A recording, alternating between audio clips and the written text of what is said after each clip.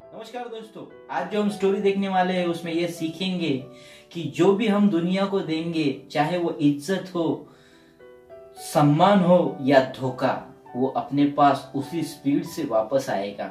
दोस्तों, एक किसान था।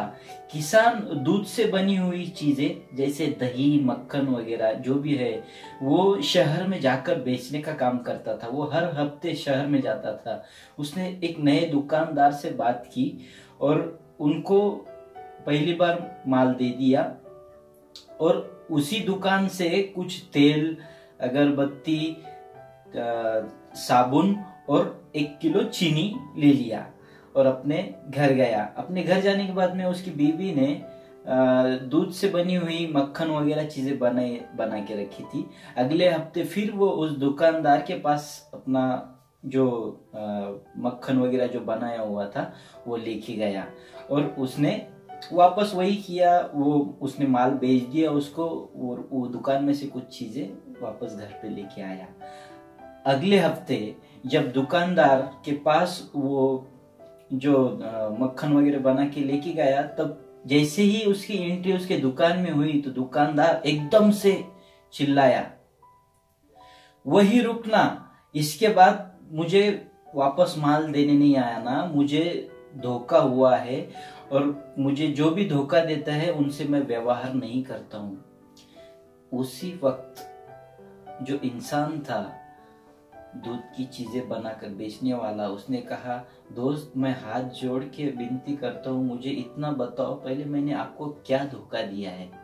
तब उस दुकानदार ने कहा, जब तुम चले गए थे उसके बाद में जो भी तूने मक्खन दिया था मुझे, मैंने उसका वजन किया तो हर मक्खन जो था पैकिंग किया हुआ उसका वजन सिर्फ 900 ग्राम था, जो तूने मुझे 1 किलो बोल के दिया था।